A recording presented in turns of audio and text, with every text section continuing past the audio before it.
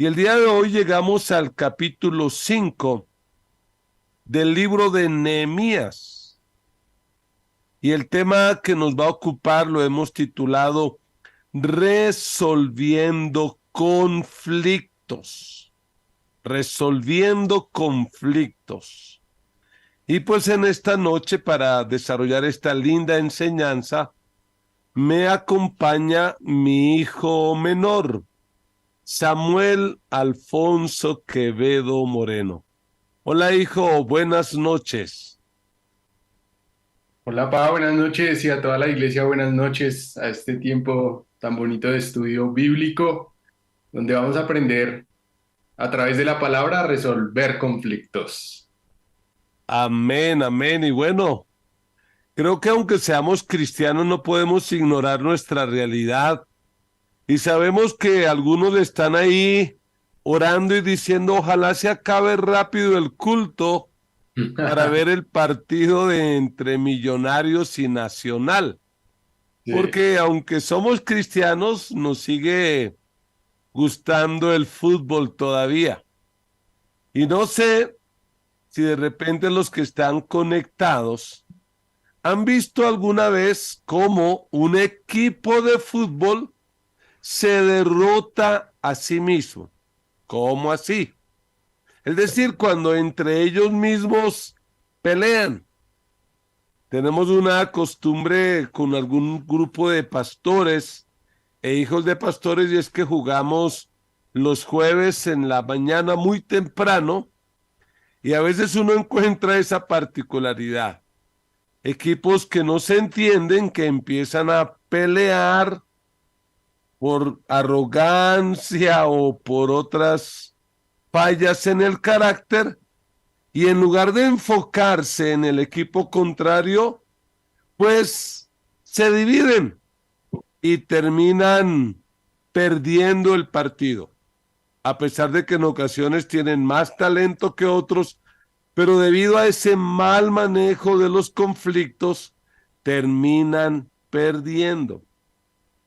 Y creo que en el reino de Dios es igual. Las divisiones o los conflictos son inevitables. Donde haya dos o más personas que piensen, es inevitable que hayan conflictos, que hayan dificultades.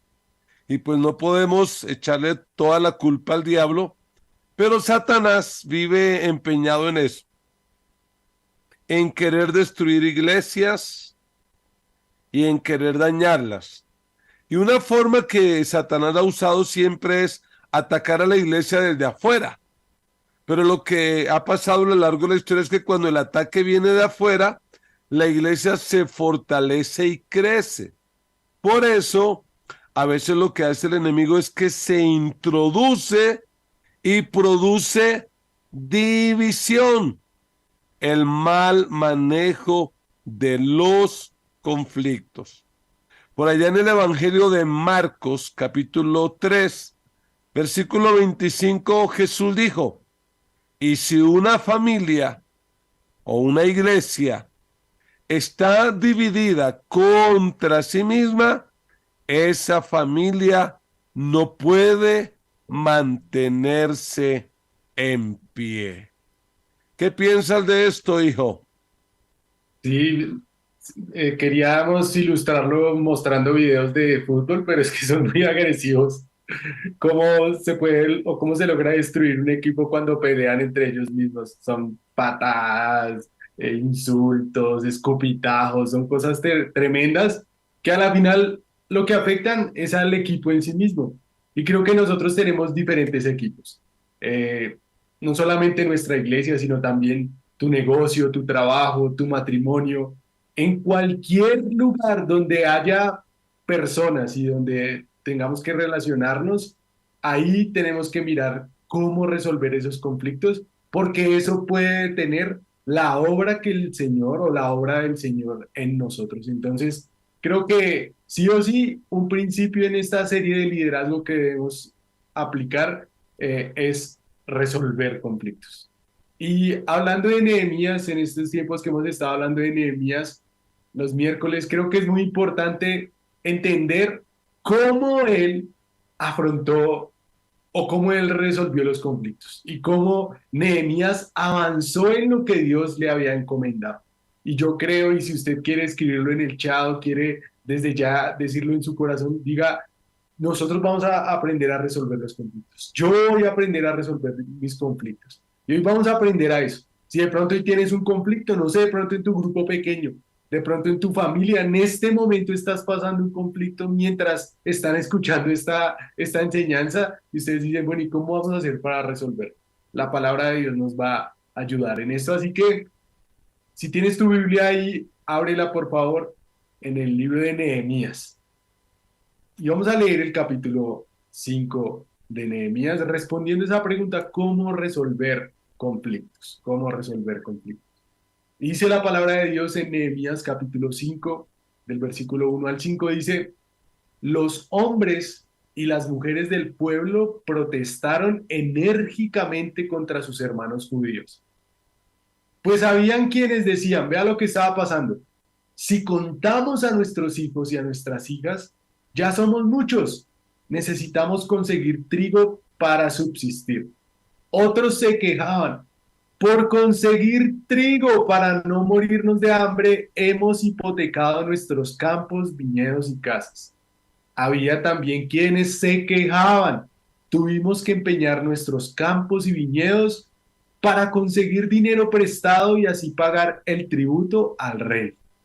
Y aunque nosotros y nuestros hermanos somos de la misma sangre y nuestros hijos y los suyos son iguales, a nosotros nos ha tocado vender a nuestros hijos e hijas como esclavos. Tremendo.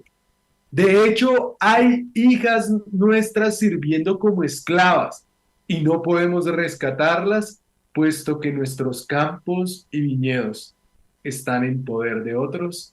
Amén y amén. Tremenda historia la que estamos viendo aquí, Padre. No sé qué puedes decirnos del contexto de esta historia. Sí, para entender un texto siempre hay que entender el contexto. Y pues en el contexto, este pueblo, sabemos, llevaba ya trabajando semanas.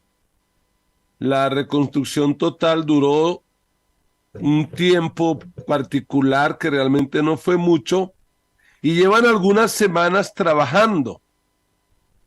Y uno puede leer, si has estado conectado, cómo estas familias estaban totalmente enfocadas, su energía estaban allí luchando principalmente en reconstruir el muro, lo que les daba protección.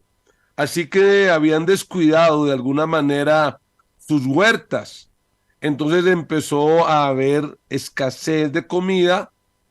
También aparecieron deudas, lo que vemos aquí, que en realidad parece que habían tenido que recurrir a la venta de miembros de sus familias, una práctica perversa, porque aunque estaba contemplado o regulado, pero era algo perverso tener que vender a los hijos, a miembros de la familia para poder comer. Súmenle a eso los impuestos elevados, las cuantiosas hipotecas, la carestía, el trabajo forzado, etcétera, etcétera. Era muy complicada la situación. Y pues hemos aprendido a lo largo de la vida y a lo largo de estudiar la Biblia que los conflictos son una oportunidad para crecer, que realmente el problema no está en el problema, sino en la manera en que enfrentamos los problemas. A veces somos muy idealistas y queremos como una vida sin problemas y esa vida en la tierra no va a existir jamás. Este no es el cielo. Aquí tenemos que aprender a resolverlos. Y pues la idea es que compartamos en esta noche por lo menos 5 pautas. A los que les gusta tomar notas, por favor hágalo y aprenda estas 5 pautas y aplíquelas a toda área de su vida, familiar, matrimonial, empresarial, en el liderazgo de la iglesia, donde quiera que Dios te haya colocado. Sammy, ¿cuál sería la primera pauta para poder resolver conflictos? Bueno, la primer pauta para que usted que está tomando nota, y todas van a empezar por la letra A. Y la primer pauta es, para resolver conflictos, tú y yo necesitamos averiguar la causa. Averiguar la causa. Y quiero que escribas ahí en el chat y respondas la siguiente pregunta.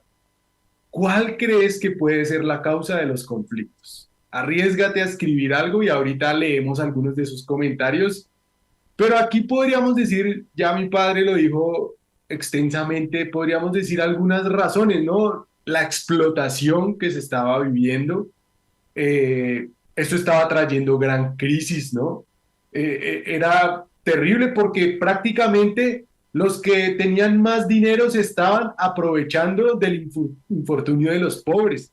En realidad lo que estaban haciendo con los pobres era levantando un capital con ellos. Eh, un ejemplo, si me vendes tu casa, te doy comida.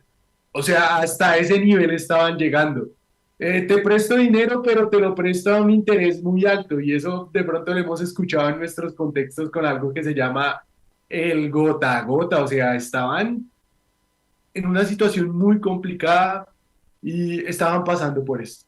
En lugar de ayudarse y en lugar de ayudar, en este caso a los pobres, estaban prestando dinero a intereses altos, estaban quejando incluso se estaban quejando de ellos por sus malos trabajos, se estaban quedando con las casas de los más pobres.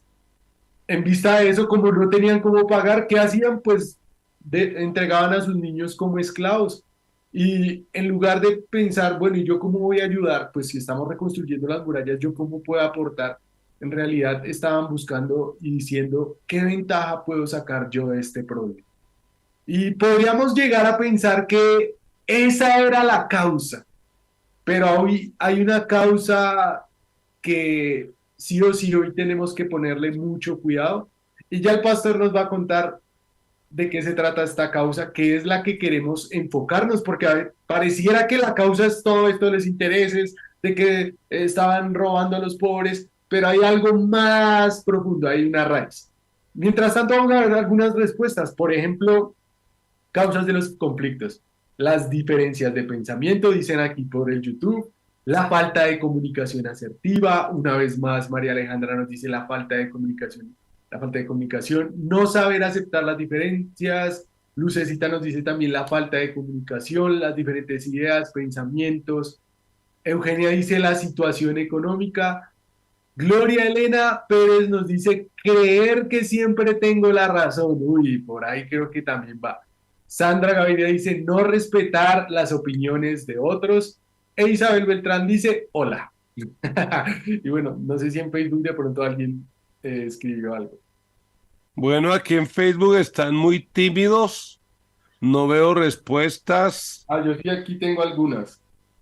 Tengo, bueno, Peñuela John Edison nos dice, mi beneficio propio, la causa frecuente de los conflictos es el dinero, la falta de comunicación. Pablito Albino desde Chile nos dice el pecado. José Navarro, el no tener un carácter sencillo a, la, a los tantos causas. Bueno, ahí hay algunas, pero padre, por favor, ayúdanos direccionando según este texto, ¿por qué se presentan la mayor cantidad de conflictos internos? Bueno, la verdad hay que ir a la escritura, a la palabra de Dios y vamos a mirar un texto que no está en Nehemías, es un texto escrito por Santiago, Jacobo, el hermano en la carne del Señor Jesús, que está en el capítulo 4 de su libro, Santiago 4:1, y miren lo que él hace. Es una pregunta que él plantea. ¿De dónde surgen las guerras y los conflictos entre ustedes? Y él hace una pregunta retórica. ¿No es precisamente de las pasiones que luchan dentro de ustedes mismos? ¡Wow! Entonces ahí podemos encontrar eco en lo que dijo nuestra hermana al decir de que siempre creemos tener la razón. Esa parece ser la principal causa, el creer que estamos en lo cierto, creer que es lo que yo pienso y eso es. Así que Santiago dice, cuando hay un conflicto, es como una lucha entre lo que yo quiero y lo que tú quieres. Ahí ya hay un conflicto. Y si no se resuelve eso, pues vamos a terminar indudablemente mal, muy mal. En el caso de Nehemías, pues uno puede ver que la gente empezó también a obrar en contra de lo que Dios decía en su palabra. Por ejemplo, eso de cobrarle altos impuestos a sus hermanos. En el libro de Éxodo 22-25, la ley establecía claramente que eso estaba prohibido. No se debería prestar dinero a sus hermanos a intereses. Leámoslo, dice, si uno de ustedes presta dinero a algún necesitado de mi pueblo, no deberá tratarlo como los prestamistas, ni le cobrará intereses. Menos deberían llegar al extremo de esclavizar a su propio hermano judío. No, no debería hacer eso. Una persona rica podía, en una situación de crisis, de escasez, como alguien decía en la respuesta del chat, pues contratarla para que trabajara, pero no podía esclavizarla, jamás. Y estos judíos ricos, pues estaban violando abiertamente el plan de Dios, la voluntad de Dios, adquiriendo ganancias deshonestas, explotando y enriqueciéndose con el hambre ajena. Así que, ¿cuál es la causa principal? El egoísmo, Sami. Y así es, y es que a veces nosotros, tú y yo, podemos tender y tenemos la tendencia a ser egoístas. Queremos las cosas a nuestra manera, queremos hacer las cosas a nuestra manera y cuando no es a nuestra manera, ahí es cuando vienen los conflictos. Sin embargo, tenemos que reconocer que no siempre lo que nosotros queremos es lo mejor. Por eso debemos tener un filtro y es el filtro de la palabra. Pueden haber muchas cosas que tú quieres, que yo quiero, pero no tienen muchas veces que ver con la palabra de Dios. Yo les hago una pregunta y de pronto es una pregunta que me hago a mí mismo cuando estudiábamos un poco esto y es, ¿qué tal una dieta o un menú de alimentos diarios de solo hamburguesa? Entonces, hamburguesa al desayuno, hamburguesa al almuerzo, hamburguesa a la cena, hamburguesa de refrigerio. Yo sería feliz, feliz comiendo hamburguesa todos los días. De hecho, hace poco me enfermé por comer hamburguesa, pero mi salud sufriría. ¿Por qué? Porque lo que yo quiero no es siempre lo mejor. Lo que tú y yo queremos no es siempre lo mejor. El egoísmo no es siempre lo mejor. Así que en lugar de pensar en lo que tú y yo queremos, pensemos realmente si esto o aquello le agrada a Dios y no dejemos que los conflictos tomen el control de nuestra iglesia, de nuestra vida, de nuestra familia. Entonces recuerden, lo primero que debemos hacer es averiguar la causa, averiguar la causa. Y en segundo lugar, si Bueno, queremos resolver conflictos, necesitamos airarnos sin pecar, airarnos sin pecar.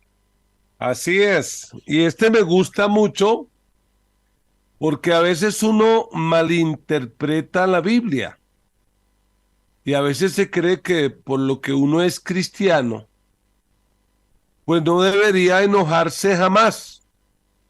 Oh, porque se ve como algo malo, como algo pecaminoso. Pero mire el versículo 6 de Nehemías.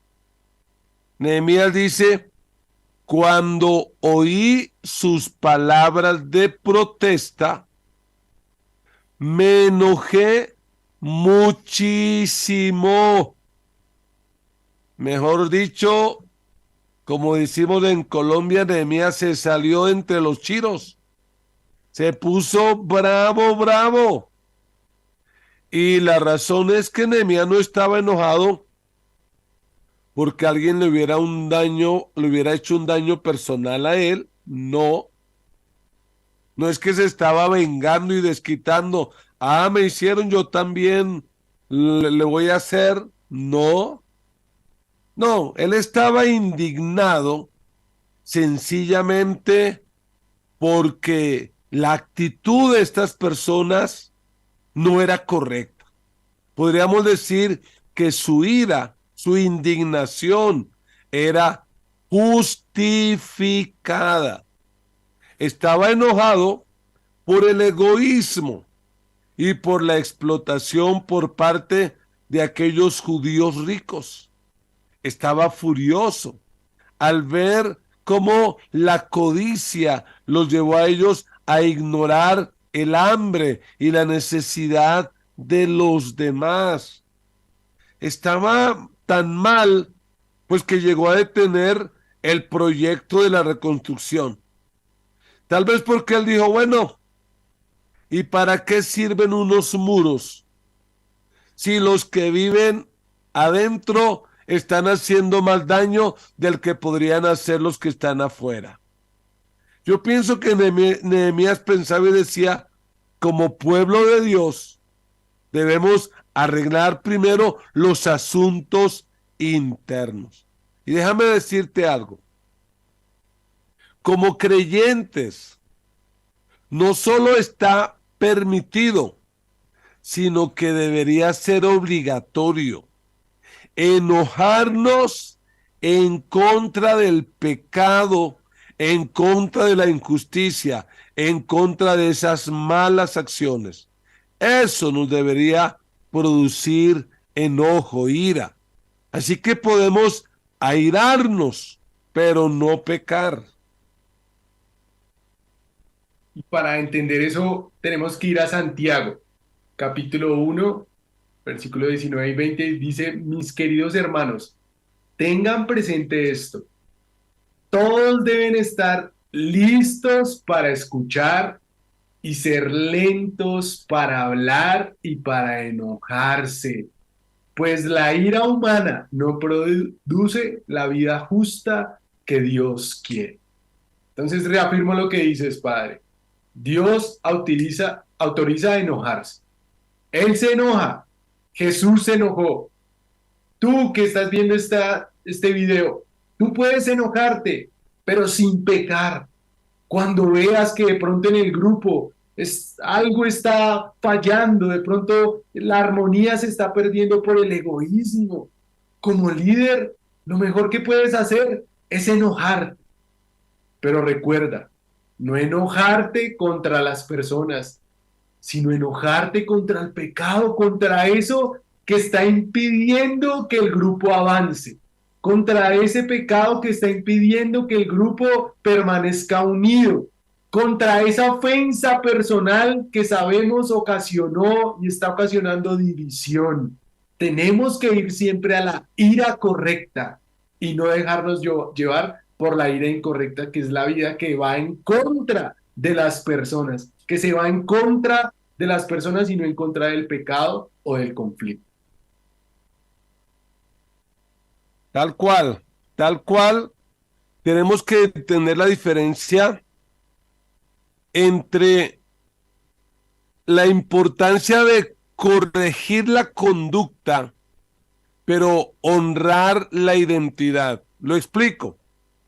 Si yo veo algo malo en ti y tengo cierta confianza, debo corregir tu conducta, pero sin agredir tu identidad. No es nada personal. No debemos cargarnos y amargarnos en contra de una persona, pero no podemos ser indiferentes en contra de todo aquello que atente contra la unidad de la iglesia. Personalmente a mí eso me indigna, me enoja, me llena de ira y tengo que tratar de actuar. Tengo que hacerlo. Realmente sí. Yo no puedo aplaudir, ser pasivo o tratar de condescender con la división, con el pecado. No lo puedo hacer. Creo que es la única razón por la que debemos enojarnos. Yo no me puedo enojar porque tú no eres de mi mismo partido político o no eres hincha de mi equipo de fútbol. No, pero sí debo enojarme cuando de repente veo que afecta la unidad de la iglesia, Ujú. que pecas y no te arrepientes. Eso tengo que confrontarlo sí o sí. Tengo que enojarme cuando veo que dentro de una misma comunidad hay dos hermanos, dos cristianos que no se saludan, que se esquivan. ¿Qué clase de vida cristiana es esa? Si algún líder está escuchando eso y espero que lo esté oyendo, si tú ves que la armonía, la unidad de tu grupo es amenazada por chismes, por murmuración, por pecado, debes enojarte. No te hagas el de la oreja sorda. No, toma medidas y empieza a luchar por la armonía. Eso fue lo que hizo Nehemías. Nehemías dijo, aquí paramos con la reconstrucción y vamos a resolver primero esto. Vamos a la tercera pauta, Sammy. ¿Cuál es la tercera pauta para resolver los conflictos? Bien, entonces no es solo averiguar la causa, recuerden, egoísmo, airarse sin pecar, sino que en tercer lugar, para resolver los conflictos es necesario analizar antes de hablar. Analizar antes de hablar. Vean el versículo 7, la sabiduría que nos ofrece Nehemías. Dice, y enfóquese en las primeras palabras y después de reflexionar. Reprendí a los nobles y gobernantes y les dijo, es inconcebible que sus propios hermanos les exijan el pago de intereses. Cuando vemos otras versiones de la palabra, este pedacito que dice, después de reflexionar, por ejemplo, la traducción lenguaje actual o la nueva traducción viviente dicen, después de pensarlo bien. La palabra hebrea aquí significa literalmente consulté conmigo mismo. Y claro, Nehemías se enoja, pero antes de hablar con, en este caso, los nobles y gobernantes, pues se sentó a charlar con él mismo. Se sentó a pensar cuáles podrían ser las consecuencias de ese enojo. Yo creo que Nehemías podría pensar que buscó un lugar a solas para estar con Dios, para orar, para reflexionar sobre la situación, porque la situación que se está viviendo es tremenda. Están vendiendo a la gente como esclavos, sus mismos hermanos, es tremendo. Yo creo que Nehemías analiza, reflexiona, piensa bien antes de responder y antes de tener la perspectiva correcta. ¿Saben algo, iglesia? Cuando nuestro enojo se fundamenta en emociones, nuestro enojo puede hacer y causar mucho daño. Nehemías planeó su respuesta y yo creo que él la consultó con Dios. Señor, ¿qué quieres que les diga a esta gente? ¿Qué hago? Y habló y se sentó y esperó. Yo creo que se calmó. Y creo que eso es lo que nosotros tenemos que hacer. Antes de actuar con enojo, debemos apartar un tiempo para reflexionar sobre ese problema, consultar con Dios. Y pues no sé, creo que muchas veces nuestra primera reacción suele ser equivocada. Y no sé, padre, si en algún momento has cometido una clase de error como esos. Bueno, pues me tocaría alargar esta transmisión hasta la medianoche y creo que más allá, porque mi vida ministerial está llena más de errores que de aciertos, sí. Realmente tengo que reconocer que uno de mis puntos débiles con los que he tenido que luchar durante mi vida cristiana es con el temperamento, porque de hecho antes de conocer al Señor tenía un problema en mi vida sexual, prácticas inadecuadas, y otro era con el temperamento, la ira, la violencia. Entonces, sí lo he cometido muchas veces. Recientemente no he aprendido. Le doy gracias a mi esposa es como el freno de mano, el que me dice, hey, cálmate, piénsalo. Pero sí lo he cometido y he tenido que reconocer luego que no era lo correcto, que no era la forma, y he tenido que ir creciendo poco a poco, rindiendo esa área de mi vida.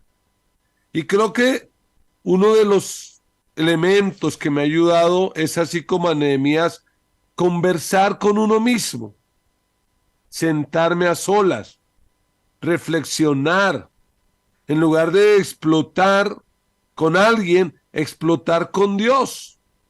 Yo personalmente he aprendido el poder de la oración en eso.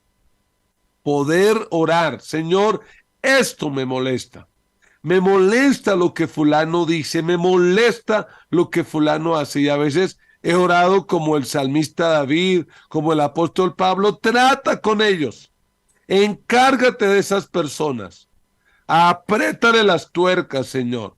Y de esa manera como que me he librado un poco.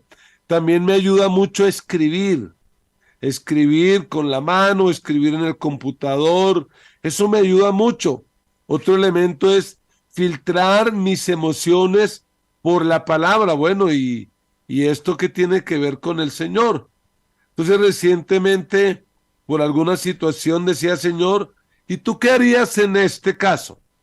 Entonces el Señor me traía textos, por ejemplo, donde Judas, el traidor, venía y le daba un beso y Jesús recibía el beso y no decía nada. Y yo decía, es tenaz para mí, pero si ese traidor o la persona viene y me da un beso, voy a aguantar. Y a la vez me hacía ver el texto donde el mismo Señor le lavaba los pies al traidor. Y yo decía, wow, tenaz, tengo que aprender mucho. Y estoy en ese proceso. Pero Santiago también nos da una pauta que yo podría considerarlo el antídoto fundamental, porque no es una contradicción, no es que, hey, ¿cómo así? No se enoje, no, no, no, no, no. Porque mira lo que dice Pablo. Pablo dice, si se enojan, no pequen. Airaos, pero no pequéis. O sea, hay oportunidad de airarse. Pero una cosa es la ira del hombre y otra cosa es la ira de Dios. Son dos cosas totalmente diferentes. Cuando uno en su humanidad se llena de ira, pues quiere vengarse. Pero cuando nos enojamos con la ira de Dios, actuamos con justicia. Nada personal, no nos vengamos. Le decimos, Señor, coloco esas personas en tus manos, tú trata con ellas. Yo también soy pecador, tengo quizá otras fallas en otras áreas, pero trata tú con esas personas, Señor. Encárgate tú, hazte cargo tú de eso. Así que he aprendido eso, a ser lento para la ira. Sigo creciendo, oren por mí, pero ahí voy en el proceso, amados. Sí, yo sé que el Señor nos ayuda, nos da las fuerzas, porque Él nos da la oportunidad para enojarnos con su ira y no con la nuestra. Y eso es lo que tenemos que hacer, ya lo vimos en el punto anterior, tenemos que enojarnos, pero con la ira de Dios, enojarnos contra ese pecado, contra eso que daña. las relaciones en nuestros grupos, en nuestros ambientes. Sin embargo, debes cerciorarte y debemos revisar que nos tomemos el tiempo necesario para orar, para pensar antes de hablar, para en lugar de maquinar venganza, poder pensar una y otra vez, orar por perdón, perdonar. De lo contrario, como muchas veces pasa, vamos a tener que lamentarnos de lo que hablamos. Entonces, si estás siempre listo para escuchar y eres lento para hablar, entonces va a ser natural lento para la ira.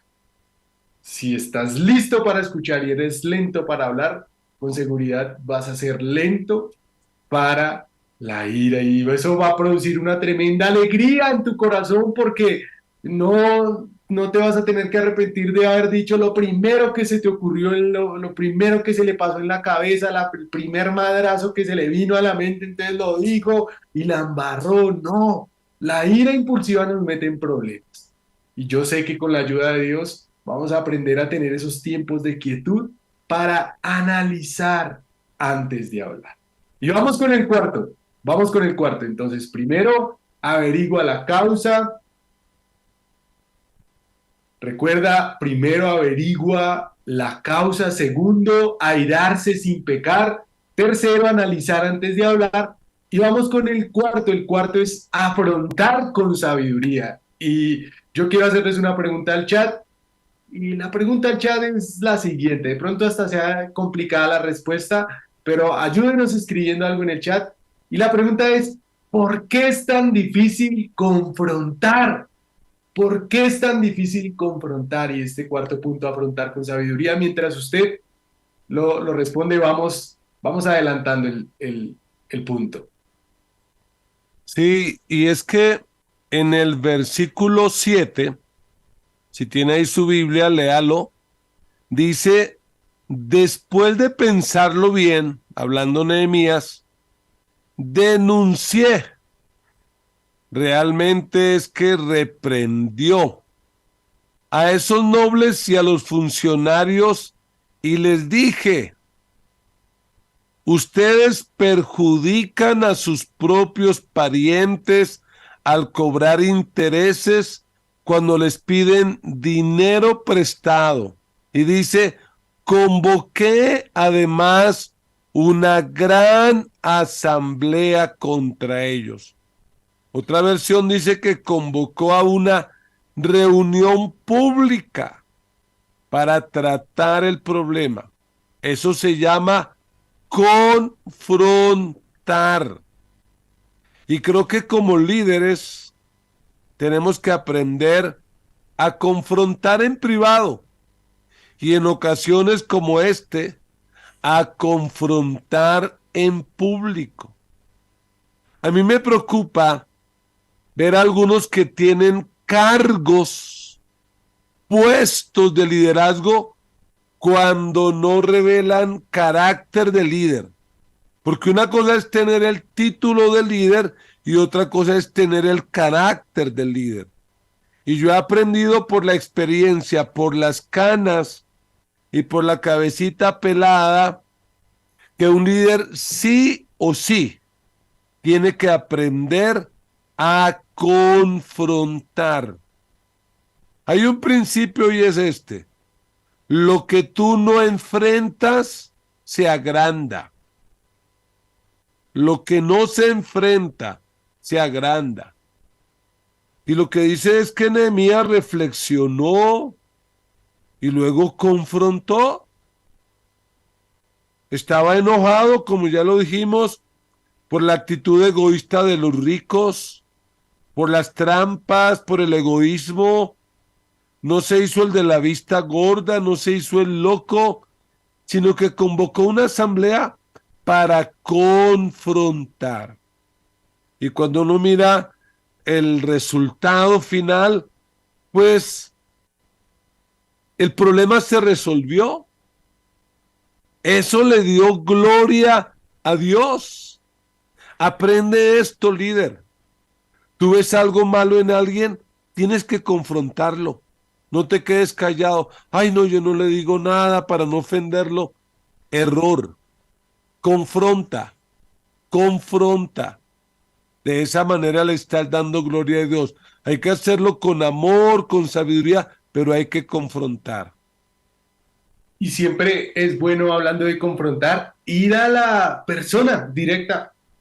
A veces de pronto tratamos de buscar a otras personas que nos apoyen, que nos ayuden, y de pronto no, es que tengo una petición de oración, pastor, para que me ayude, es que tal persona me hizo esto, o es que todos sabemos que muchas veces esas peticiones de oración, o a veces que es solo para orar, esas peticiones de oración son un tipo de murmuración santificada.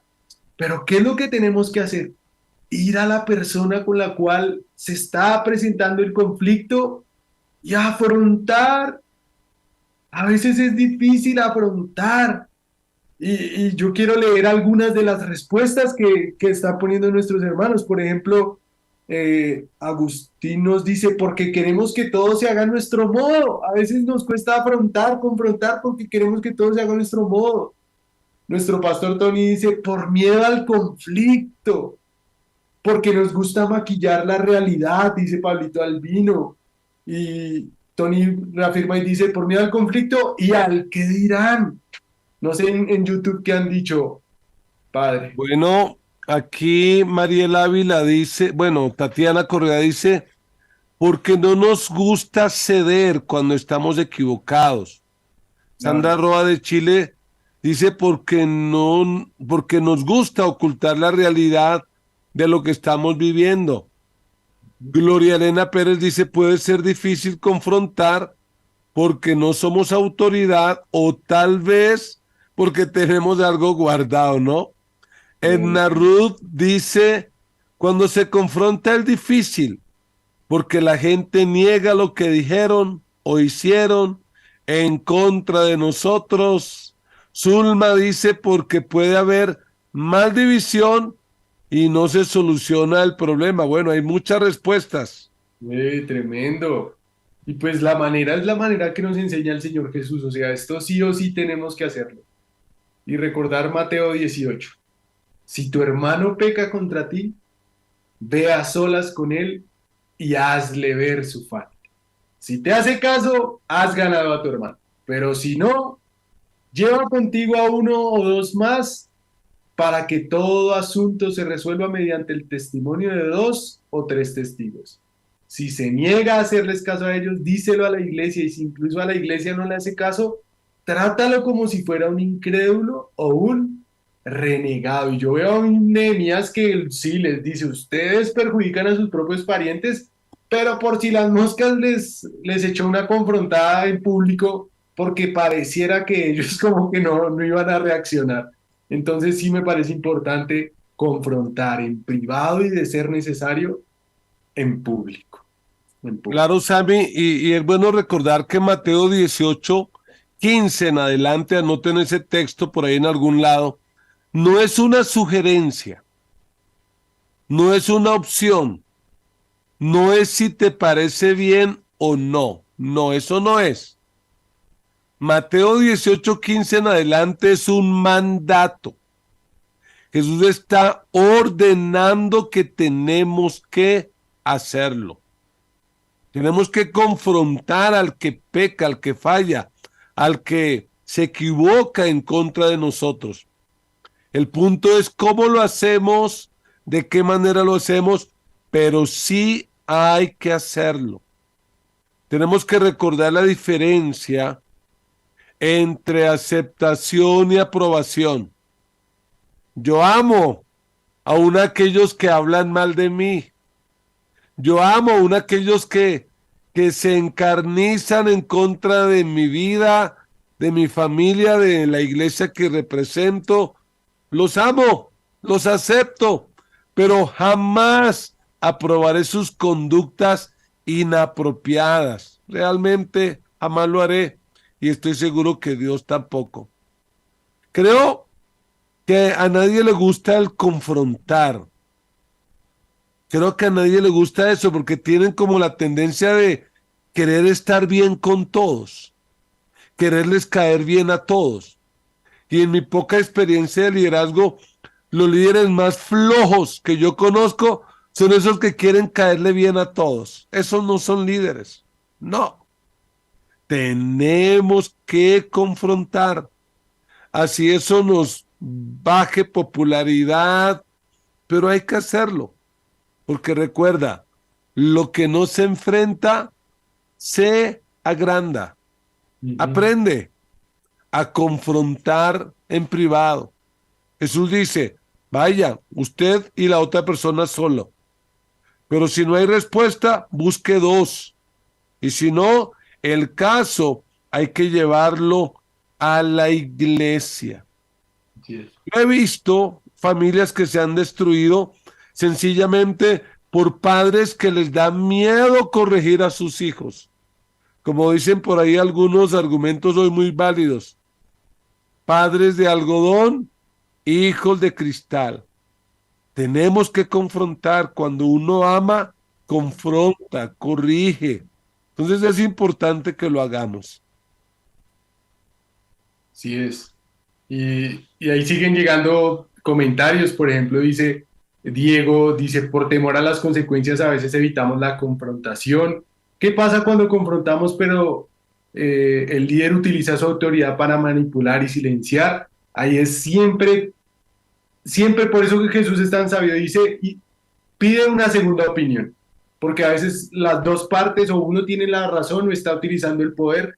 ¿Qué hay que hacer? Traer a alguien más y dar evidencia. Aquí Nehemías es muy claro, oiga, venga, esto fue lo que pasó, necesito ayuda además porque esto no puede quedarse así. Entonces sí o sí tenemos que aprender a afrontar. Recordemos algunas frases que el pastor nos dio hace unas semanas en el culto. Dice, la verdad es dura si no se suaviza con el amor. El amor se debilita si no se fortalece con la verdad. Es una frase muy hermosa y hay otra que dice, gente que sacrifica la verdad con la excusa del amor cae en el error, cae en el error. Entonces aprendamos a afrontar, a confrontar. Si tu hermano tiene algo contra ti, ve tú mismo, tienes que decirse. Y vamos con el último punto, vamos con el último punto. Y el último paso, más bien para resolver los conflictos, es afianzar con el ejemplo. Afianzar con el ejemplo.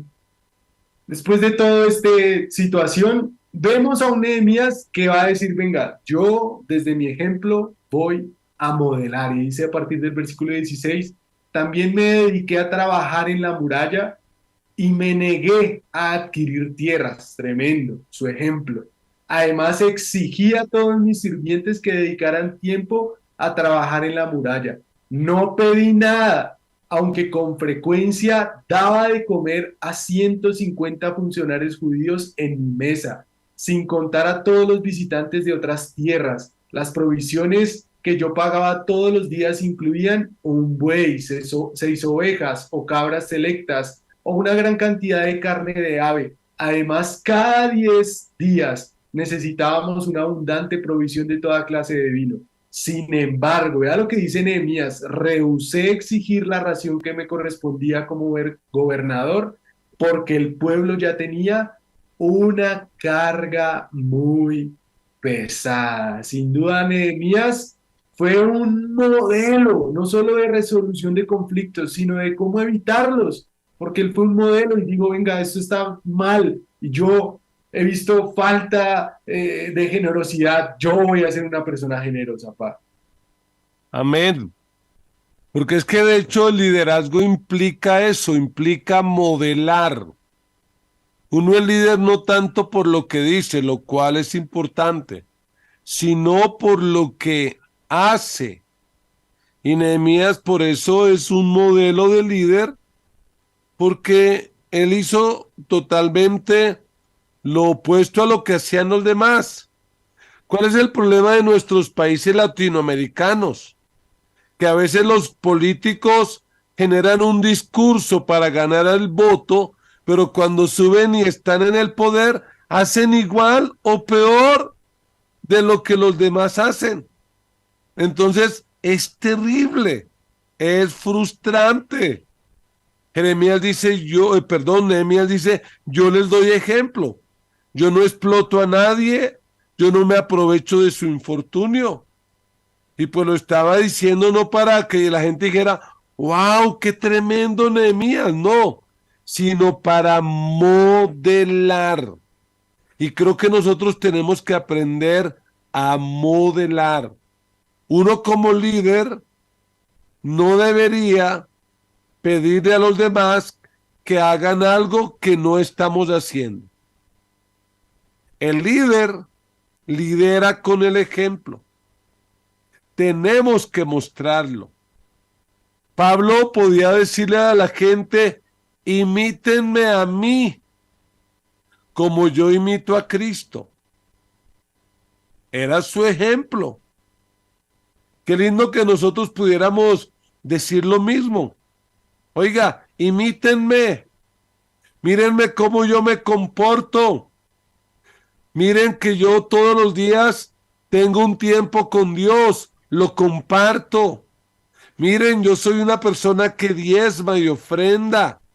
Soy una persona que cree en la gran comisión, que hace discípulos. Imítenme. Porque realmente si no podemos decir eso, necesitamos un tiempo más a solas con Dios, que el Espíritu Santo nos trate, nos cambie, hasta que podamos decir, imítenme a mí como yo imito a Cristo.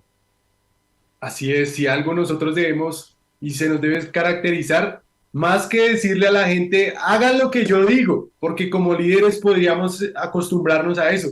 Hagan lo que yo digo, hagan esto, confronten así, hagan de esta manera. Pero nosotros nunca confrontamos. Nosotros dejamos pasar las cosas así. Nosotros permitimos situaciones difíciles y decimos, ay, no, pues ya, como es el líder, como es el pastor, como es el hermanito tal. No, nosotros tenemos que ser un ejemplo. Y nuestras palabras, en lugar de decir hagan lo que yo digo, deben ser hagan lo que yo hago.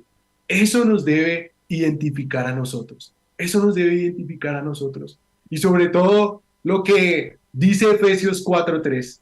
Esfuércense por mantener la unidad del espíritu mediante el vínculo de la paz. Si tú y yo queremos ser líderes eficaces, nuestra máxima prioridad debe consistir en fomentar la unidad y la armonía dentro de tu iglesia. Si usted ve de pronto algo dentro de la iglesia que está fomentando lo contrario, que está fomentando división, que está fomentando pecado, que está fomentando maldad, eso no tiene nada que ver con el evangelio. Eso no tiene que ver nada con lo que Dios nos ha llamado a hacer. Y nosotros tenemos que sí o sí priorizar esta área en nuestras vidas, fomentar la paz, esforzarnos por mantener la unidad del espíritu para cumplir la misión que el Señor nos ha dado. Esfuérzate por mantener la armonía en la iglesia, en tu negocio, en la familia, en la organización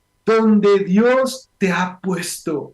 La Biblia, la palabra de Dios, nos dice que se debe mantener la unidad a todo precio y que el Señor nos ayude en estos 5 pasos que sé que son una gran bendición para que la próxima vez que tengas un conflicto, o si hoy estás pasando por un conflicto, o si de pronto miras hacia atrás y dijiste, ah, la embarré, hubiera escuchado esto antes, hubiera leído Nehemías 5 antes, de pronto no hubiera cometido tantos errores, pero que esta sea la oportunidad para hacer y para resolver los conflictos a la manera de ellos. ¿Cómo podríamos concluir esta sesión del día de hoy, este taller, este tiempo tan especial?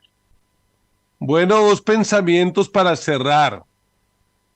El apóstol Pablo dice que a cada uno de los cristianos se nos encargó el ministerio de la reconciliación. Entonces, una pregunta que como líderes debemos hacernos es, ¿esto que yo hago o digo promueve la reconciliación? la reconciliación entre el hombre y Dios, entre el hombre y su prójimo, o lo que promueve es un mayor daño, una mayor destrucción. También recordar que Satanás es llamado en la Biblia el acusador, el que acusa, el que roba, el que mata, el que destruye. Preguntarnos, bueno, lo que yo hago, ¿qué está produciendo? Dañar, destruir, ¿qué estoy haciendo? Y que nuestro ministerio, que nuestro liderazgo sea honorable a Dios, que le dé gloria a Dios. Recuerda, los conflictos son inevitables. El problema no son los conflictos, sino la manera como los enfrentamos. Y déjeme decirle algo que yo he aprendido en mi vida, y es aprender a decir la verdad en amor. Diga la verdad, pero no lo exprese con ira, con rabia. Dígalo en amor. Y mira esta frase: decir siempre la verdad en amor permite resolver los conflictos mejor. Guarda esa frase en tu corazón. Decir siempre la verdad con amor permite crecer y resolver los conflictos mejor. Sammy, termina orando para que el Sí. Señor guarde nuestra iglesia y la mantenga en unidad, y que el liderazgo de nuestra iglesia aprendamos a resolver los conflictos. Así es, que el Señor nos ayude. Alguien dijo en el chat que a veces uno confrontan y ya lo miran como que uno es conflictivo. Y creo que esta frase de cierre nos ayuda muchísimo a entender que no va a ser la resolución del conflicto un conflicto, sino que va a ser una oportunidad para traer unidad, paz y amor. Así que recuerda estos 5 pasos, pueden haber muchos más, puede que de pronto no estés de acuerdo con algunos, si quieres confrontarnos, no, mentira, pero que esta sea la oportunidad para crecer juntos en amor y para sobre todo cumplir la misión que el Señor nos ha dado. Hace unos domingos también veíamos a través de la palabra cómo los discípulos se vieron de pronto embolatados en la atención de las viudas, pero resolvieron el conflicto y la predicación llegó más y más y más, hasta los sacerdotes se convirtieron. Entonces creo que los conflictos son una oportunidad para crecer. Señor, te damos gracias por tu palabra, porque tu palabra es la verdad. Señor, sabemos que como seres humanos tenemos que afrontar diversas situaciones, problemas, conflictos. A veces no son fáciles las situaciones que afrontamos como hijos tuyos, pero Señor, hoy te rogamos que nos ayudes, que nos ayudes, que nos ayudes si en algún momento tenemos que abandonar el egoísmo, si solamente estamos pensando en nosotros mismos, si estamos pensando de pronto, Padre Santo, en nosotros y en nosotros y nos olvidamos del prójimo. Somos humanos, cometemos errores, ayúdanos, Padre.